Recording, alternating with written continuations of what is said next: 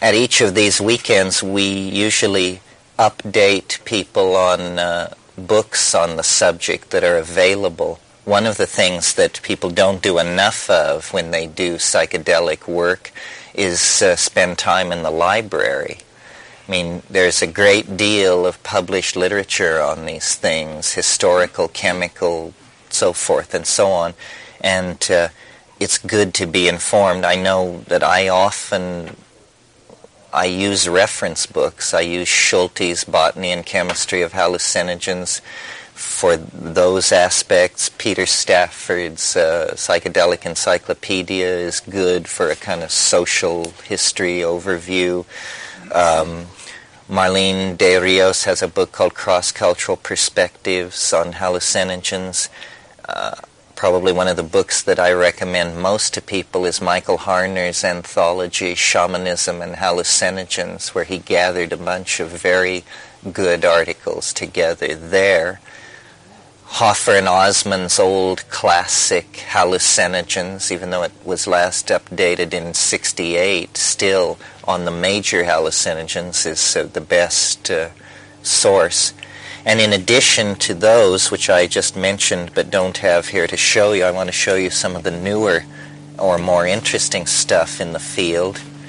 This is a book that has not been widely distributed at all. This fellow might be a candidate for teaching at Esalen, I don't know. It's The Science and Romance of Selected Herbs Used in Medicine and Religious Ceremony by Anthony Ando. And Ando has his own institute in San Francisco. He runs a nursery on Taravel. He's, judging by this book, an extremely knowledgeable person with a worldwide education in herbs and a special stress on folk usage. So there are, for instance, here's an Egyptian illustration of Senoffer, the royal garden, and his gardener and his sister Marit. And there's a lot of plant lore in here that you just don't get anywhere else. And another book like that is William M. Bowden's book, Narcotic Plants. Terrible title, but a tremendous amount of information that doesn't seem to appear anywhere else. Macmillan was the publisher. So he's a Bay Area resource that we certainly were not aware of until very recently, and maybe some of the rest of you were not aware of him either. This guy he's one of us. He should be part of the party. Mm-hmm. Then in terms of publications, the publications on psychedelics that you may be familiar with, such as High Times and High Frontiers, are sort of addressing this, trying to restart the youth rebellion, or anyway, it's not a full spectrum or deep look at psychedelics. This magazine, which was previously called Psychozoic Press, and has been renamed Psychedelic Monographs and Essays. Are you a psychedelic monograph, Eric? An essay. Oh, an essay. It's published out of Florida, and it's very, very lively. It has a huge letter section. Everybody you know seems to write one letter per issue in, and for instance, this issue has articles on psychedelics, a woman's rite of passage, earmarks of psychedelic spiritual experiences, also by a woman, psychedelics and lucid dreaming, doorways in the mind, also by a woman, and Tom Reidlinger, who some of you may know from Chicago, an article by him on psychedelic schooling. It's simply printed, but it's from the heart, it's scholarly, it's the tone, I think, is very good. I would actually urge you to support these people by subscribing. We have nothing personally to do with it. It's just that they're on a good trip. And I'll hand this around and you can get the I'll hand them all around, and you can get addresses off of them if you want. This is Rupert's new book. Rupert is Rupert Sheldrake. It's just begun to be distributed.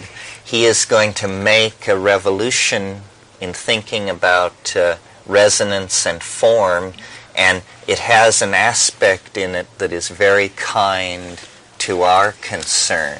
The psychedelics are much more centrally important to understanding in a morphic resonance theory of nature. So Rupert is just a brilliant writer, even more brilliant than he is a talker. And this is a delicious book to just read 10 or 15 pages at night before you go to bed. This is a reference, I'll send this one this way. This is a reference book that, in terms of getting a lot of information between the covers of one book with a massive amount of color illustration, this is Richard Evans Schultes, the leading light of ethnobotany. He spent over 15 years in the Amazon and has led hundreds of graduate students into careers in ethnobotany and really has put the field on the map. And his co-author is Albert Hofmann, who invented LSD. In terms of one book about psychoactive plants that is in print and readily available, I would go with this one, I think. Alfred Vandermark? Vandermark, I guess, did this edition. It was originally done by Macmillan. This is Rian Eisler's book, The Chalice and the Blade. It may not immediately appear to have anything to do with psychedelics, but it has to do with revisioning society by looking at ancient models of how men and women arranged social structure in the past. And like Rupert, this is a book with a secret agenda. This book is a tracking horse for a new respectability for psychedelics, because when you begin asking the question, why was there a partnership society for so long, and why did it give way to a dominator culture? The answer lies, I think, in changing patterns of plant utilization and a changing relationship to the psychedelic experience. This is a wonderful book, maybe the most important book of archaeological scholarship in the last 10 years or so. Rian lives in Carmel Valley. She is a local person and a great resource, and I'm sure that you'll be seeing more of her in the Esalen catalog and around. She speaks very well. If you have a chance to hear her speak, why, I would urge you to do it. Send that this way. This is just to remind you of our little book on cultivating mushrooms.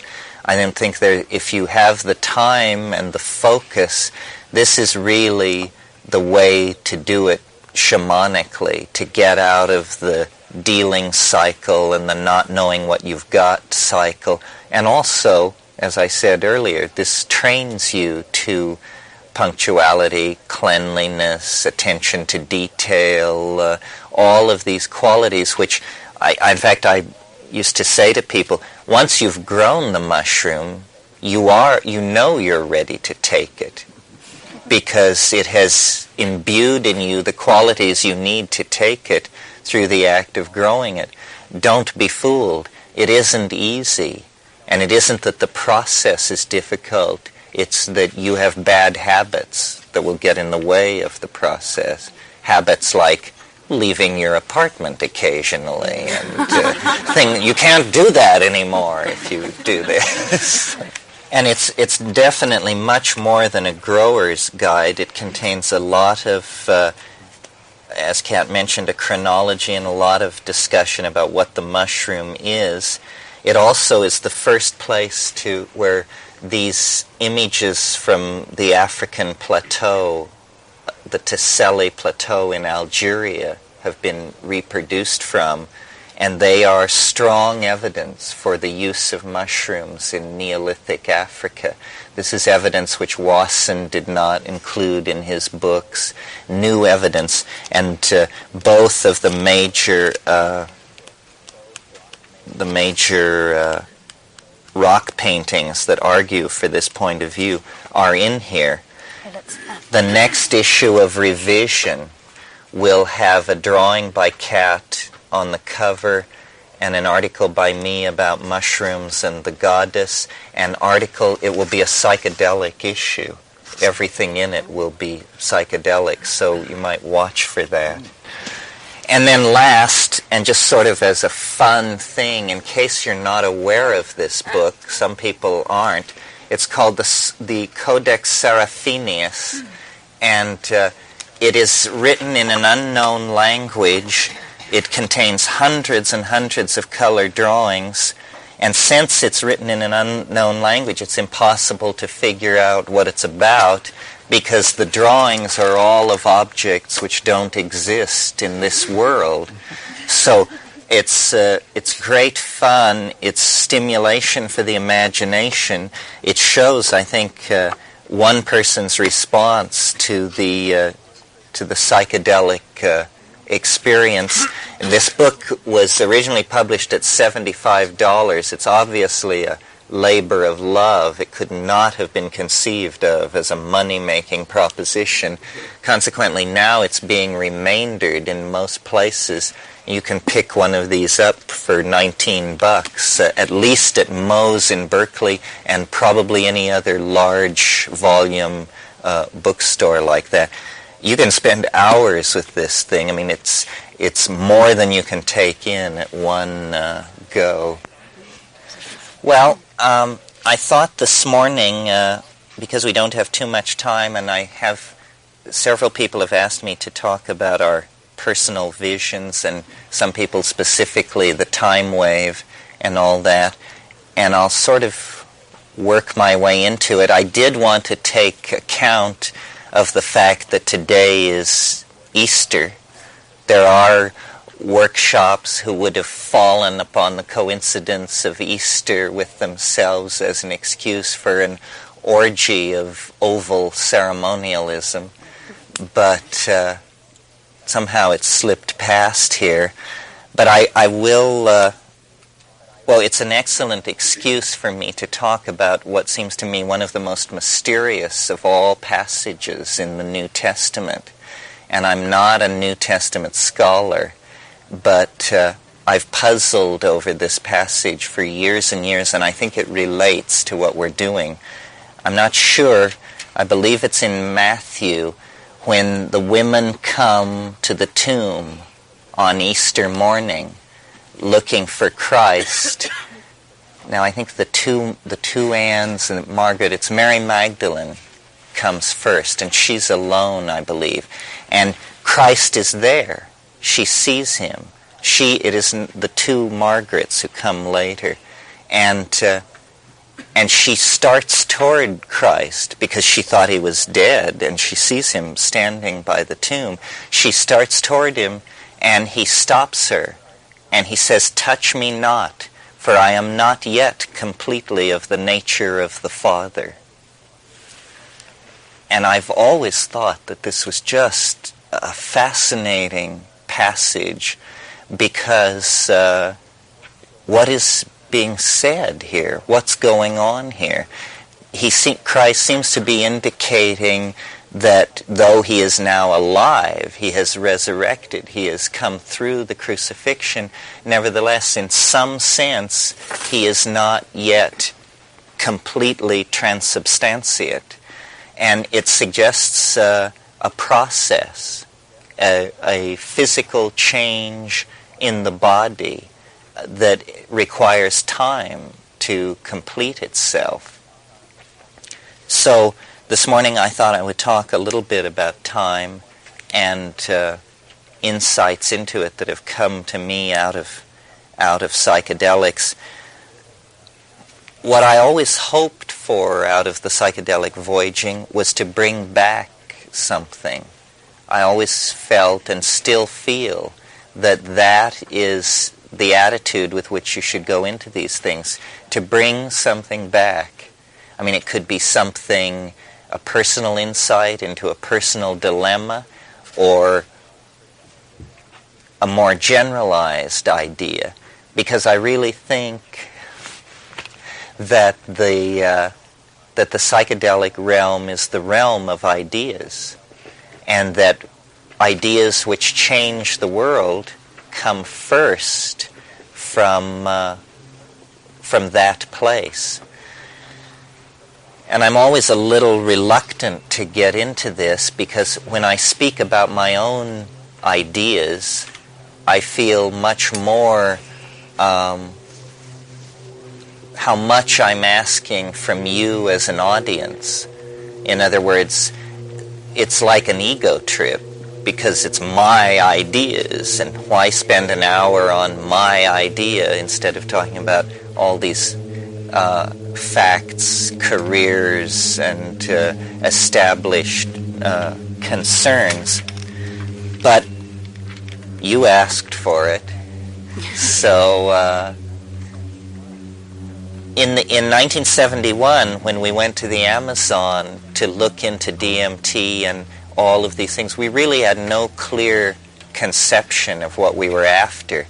We just knew that we wanted to get more time in that dimension, more hands-on experience.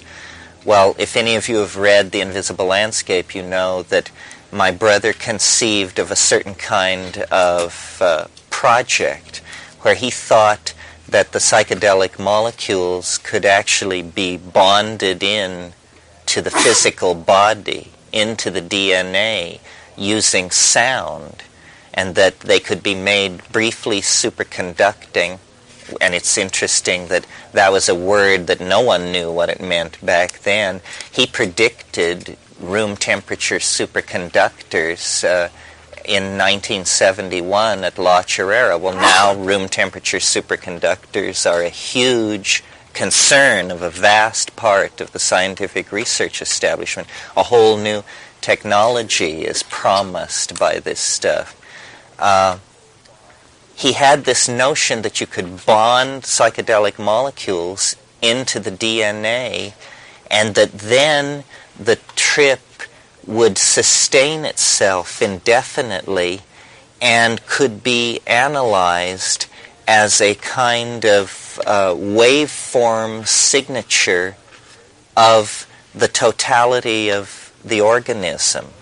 In other words, he felt that the ordinary psychedelic trip is a fleeting photograph, almost an X-ray, you could say, that comes into the mind when the psychedelic molecules occupy these bond sites and then flash to the higher cortical processing area of the brain, a kind of gestalt of the state of the organism. And he felt that if you could stabilize and permanentize this, that it would be worth doing. I mean, it wasn't clear whether he thought he would become a Taoist sage or turn into a flying saucer or what it was. I mean, it was a shifting image of totality that he was projecting. Well, I was very skeptical of this, and because it seems unreasonable, and basically I'm a reasonable person. But on the other hand, going to the center of the Amazon basin had been our purpose, and here we were, and now somebody seemed to be coming up with something very interesting. So we let the experiment run, since it seemed to me it would either work as he said it would work, or it would fail utterly. Because what was proposed was that you saturate your body with psychedelic molecules and then sing in a certain range and in a certain way. And I thought either nothing will happen, 99 chances out of 100, or since he's so impassionately convinced something will happen, the thing he's convinced will happen will happen. So we performed this experiment, and if you've listened to True Hallucinations, you know what a riot it was and what chaos it set off. And I won't really review that, except for those who didn't read True Hallucinations. What he said would happen didn't happen. But on the other hand, my expectation that nothing would happen was completely frustrated, and instead he seemed to initiate what at first brush looked like a psychotic break. He became unaware of the people around him. He would talk right through other people's talking as though he couldn't hear them. He began to make less and less sense.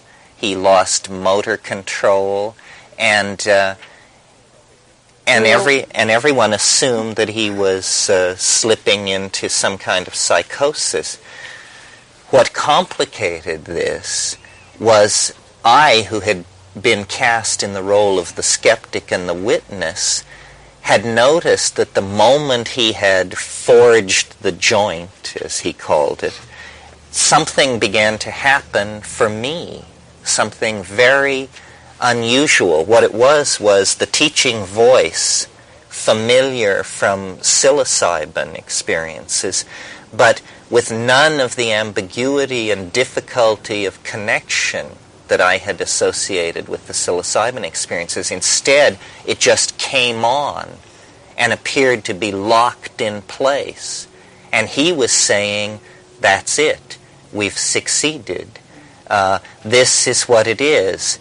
And all the I wasn't even on mushrooms. He had taken ayahuasca, but there were no hallucinations. There was no feeling of being stimulated or depressed. There was nothing but this voice, and it was talking at such a speed that I would walk these jungle trails like this. Yes, yes, and it was just, at that speed, not for minutes, but for months, and what it was concerned to convey is what I now call the time wave, and I will attempt, without blackboards or mathematics or being boring, I hope, to explain what this is. And that's a formidable problem, because this is an idea as rigid as the kind of ideas that run subway trains and send submarines back to their bases. I mean, it's a formal, tight idea. But the way it was taught to me was in a steady process of self-amplifying parables or teachings, you could almost say. So how it began was, it said to me, have you noticed that every day is like every other day? Somewhat. I said, yes, I've noticed that. And have you noticed that every week is more or less like every other week? Yes. Well, did you know that, and this is a typical mushroom construction, this, did you know? I'll bet you did know, and then the whammy. So did you know? I'll bet you did know that every day has a relationship to 4 other days. And they are not the 4 days preceding it. They are scattered back through time. One of them may be 6 months in the past. One of them may be thousands of years in the past. But each day is actually an interference pattern caused by the resonant, the coming together of the resonances of other times. And so it never occurred to me, I mean, it's a weird idea, it never occurred to me that was a possibility. And so then it said, go get your I Ching. And I went and got my I Ching, and it said, we're going to look at the first order of difference. I said, what's the first order of difference? It said, oh, you don't know what the first order of difference is. The first order of difference is how many lines change as you go from one hexagram to another. Now, I don't know how many of you are familiar with the I Ching, but I assume most somewhat, right? Okay, the I Ching is composed of structures which have 6 levels called hexagrams. They are either broken or unbroken lines. The first one, called the creative, is all solid lines. The second one, called the receptive, is all broken lines. Who can tell me the first order of difference between the first and second hexagram? Here's a clue. It's the number of lines that break. No fair. 6. I don't know why you're not leaping forward with it. It makes me wonder how far we can go. 6. Anyway, to try and shorten this story, what this teaching voice was concerned with was structure in the I Ching, previously hidden structure. So it said, we can't go forward with this conversation until you get some graph paper, because this is going to be not only conversation, this is going to be diagram. So I got graph paper, and it said, draw the hexagrams in a descending line in the King-Wen sequence, and then make a graph of the first order of difference, the number of lines that change as you go from hexagram to hexagram. I did this, and I got a wavy line, obviously. You can tell that the values will lie between 1 and 6. In some cases, 6 will change. In some cases, only 1. Never none, because each hexagram is different. I was puzzled as to why an Amazonian mushroom wanted to talk about the archaeology of ancient China. And so what that this resonance calendar existed? But then it said, no, you don't understand. We are now in the atrium of what it is I want to reveal to you. I want you to go back and look at the first order of difference wave, and I want you to understand that, and I already knew this, but I hadn't done much with it, that the reason the I Ching is based on 64 is because 64 are the number of codons that DNA runs on. The I Ching is not an arbitrary construction. It is something that comes out of a deep, formal inspection of what the human organism is. The human organism is a molecular machine that runs on an iterative program of 64. And the proteins which compose our bodies are like this, so forth and so on. And then I said, well, I understand about DNA, I understand how the I Ching mirrors that, but I don't understand how then it's also a calendar.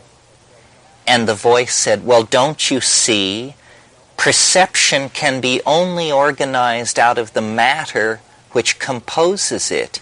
Time appears to you in your psychological perception of it in the way that it does, because time is a property of matter that is being amplified by biology into the theater of awareness. So in other words, and this is now me speaking, not it, my interpretation of what it was saying was life is a phenomenon of quantum mechanical amplification.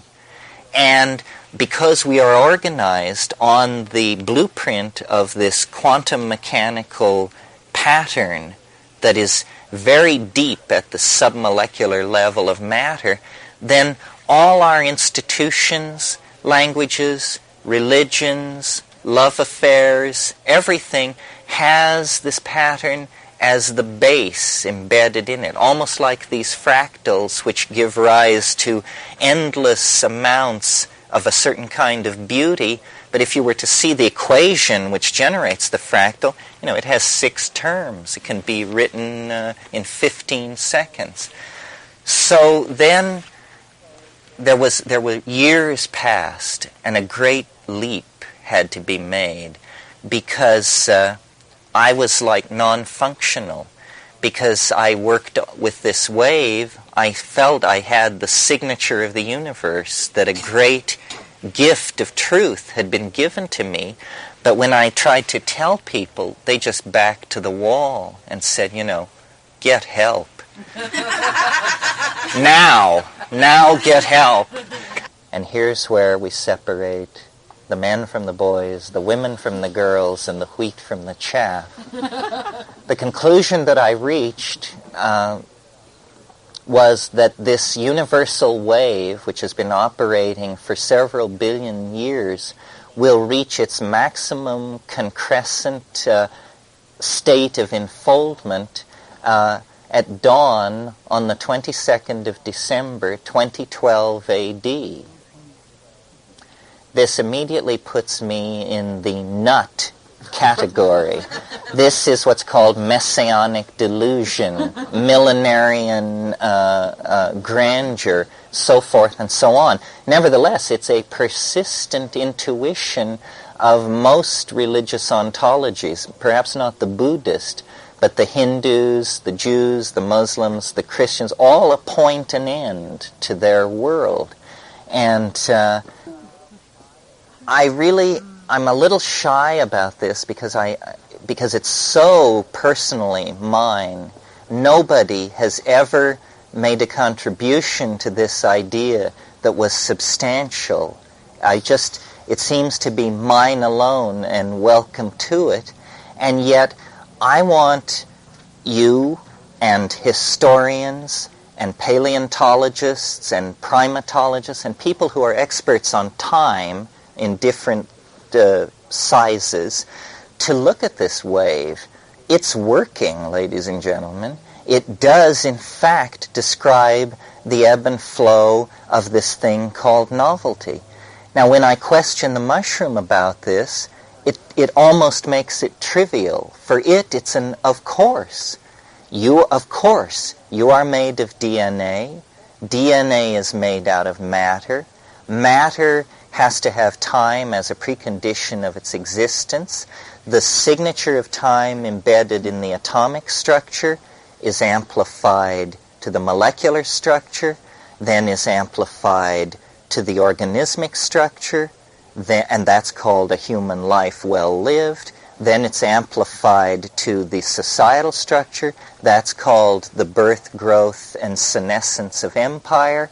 And then it's magnified to the global structure, and that's called the coming of the hyperspatial object at the end of time. It's also a theory of resonance. It's saying that large scales of time have their themes and concerns condensed and revivified in the smaller components. Now, this is somewhat hard to understand, but rich enough to pursue. It's this idea. And now I'm going to use James Joyce's classic example. Joyce wrote a book called Ulysses. Ulysses is a book about a man who rises on a bright morning day in June in 1905 or 6. He wants to fry some kidneys for breakfast. So he gets his wallet and heads out into Dublin to score some kidneys to bring back. And he has all these adventures. But Joyce understood that this man on this day was also Ulysses, with his brave component of men journeying to the end of the Mediterranean, laying siege to Troy for 9 years, winning the Trojan War, returning to their homelands. In other words, he understood that in each of us we are acting out larger and larger scales of time that give color and precision and depth and interest to our being. So if you find yourself on a Saturday night in a place in San Francisco called Hadrian's Hamburger Joint, it has something to do with the Emperor Hadrian and his conquest of Britain and his effort to hold back the barbarians. Life, carefully examined, is actually a form of allegorical literature with a very tight constructural grid laid over it. this is a rich idea, and as I say, I'll be giving a 5-day workshop on this only, because this is the only psychedelic idea I've ever brought back other than, idiotic realizations such as, everyone's little finger precisely fits their nostril. There's no market for that. But this would actually create a revisioning of time. And had we more time this morning, I would tell you how it could be turned into a calendar of the goddess, how by living with a solar year that always puts Christmas on with the same slant of sunshine coming in, that we have locked ourselves into a paternalistic, masculine-dominated structure. What the universe is flux. Nothing lasts, nothing abides, everything moves on. Women know this, men don't, and we're living under a solar masculine calendar. The reason our ideas, and by our ideas I'm now speaking of the entirety of the New Age and all of this stuff, the reason our ideas meet resistance is because the framing around the entire discussion of the spirit and feminism and transformation, the frame is always the masculine solar time frame. As long as we operate under that calendar, we will have a very difficult time advancing our ideas. The Chinese understood this. This was why when great reforming emperors arose, the first thing they did was change the calendar. If you want food for thought, look at hexagram 49. It's revolution. You open it up expecting sage political advice. It talks only about the calendar. And it talks about the magician as a calendar maker. In fact, it says the magician is a calendar maker. So I think that what this teaching that came out of this experience in the Amazon was all about it was a totality symbol. Dennis had thought that the flying saucer would emerge out of his body as a spinning violet disk of translinguistic matter that would become showerhead, pizza, or Mercedes, depending on what you needed at the moment. He thought it would become matter in the act of appropriate activity. Instead, what emerged was a totality symbol. And Jung talks about how in the individuation process you always hope that the patient or the client will generate a totality symbol, but he usually means a kind of individual and wavering totality symbol like a mandala or a cohesive structure or something. I think we got, and I try to say this without hubris because I felt like I was nothing more than the vessel into which this thing was being poured, what we got was the totality symbol in a complete version, certainly not a total version, because I don't think the human mind can encompass the total version, but we got a skeletal blueprint of what totality is in the world. What it is knowing how things happen, knowing that all processes, the firing of a nerve, the culmination of a love affair, the fall of an empire, has a pattern. And if you know the pattern, you will be at ease with any process in all or any of its stages. Because you will just say, this is the time of resistance. It will soon be followed by the time of forward motion. That will be followed by the time of re-enfoldment. And what this does is it eliminates anxiety. Ultimately, that's the bottom line. Our anxiety about death and our anxiety about the future and our relationships and money and all this stuff can be boiled down to anxiety about the unknowable aspects of the future. If we could assimilate a model like this, we would be Taoists. The future holds no terrors for a person who knows how process inevitably unfolds. They are always right and with it in each moment. So I think that we've always talked about the I Ching, Taoism, and all this sort of thing as sort of the culmination of mysticism. But to make it a living faith in our own lives, there should be nothing mystical about it. And I maintain to you, there is nothing mystical about it. It's simply that we are at such a primitive stage of culture that we haven't yet understood what time is. 100 years ago, we were at such a primitive stage of culture that we didn't understand what time was. Einstein had to come along and say, time is not an abstraction necessary to have a place to put objects that you want to examine. Time itself is an object. It is curved in the vicinity of massive gravitational fields. It has a topology. It has a surface.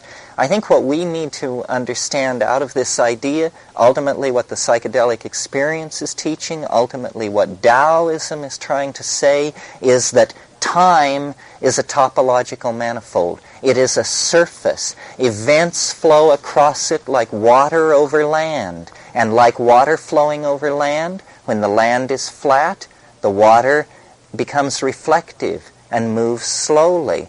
When the landscape becomes disrupted, the water moves faster and chaotic attractors appear and new kinds of activity emerge. And out of that new activity then comes the new states that define the future. Well, I'm going to stop there. I haven't shown you a graph or written a number or drawn a hexagram, and I think that's remarkable. This is the feeling tone. This is the good stuff that you get if you go through those graphs, numbers, and time on at the computer. But this is the totality symbol that I was able to get out of living a psychedelic life. And I believe that there are as many of these kinds of totality symbols as there are people willing to trip. And each one of them is different. We create them for each other. They complete our lives. They assuage anxiety. And they give us a tremendous appetite then for the adventure of being rather than the ordeal of being. And they arise out of using psychedelics to amplify and inspect the quantum mechanical and subconscious and superconscious portions of the human mind. This is why the psychedelic experience and psychedelics are so important. It's because they are tools for understanding and revisioning the reality in which we all live. The personal growth is a wonderful thing and will naturally follow along. But it's more important than that. It's a way to make a new world that is Taoistic, feminine, free of anxiety, and in great anticipation of further stages of completion lying into the future. That's where the mystery, the transcendental object, the pot of gold at the end of the rainbow is waiting. And I think that's the job of each of us, to show our best toys and our best tricks that lift us and our friends to higher and higher levels. And there is no end to this bootstrapping process. The future of the human mind and body and the future of humans together is endlessly bright. Keep the faith, recognize each other, and maybe I should close with a little line from Gary Snyder, if I can remember it. He said, learn the flowers, travel light, stay together.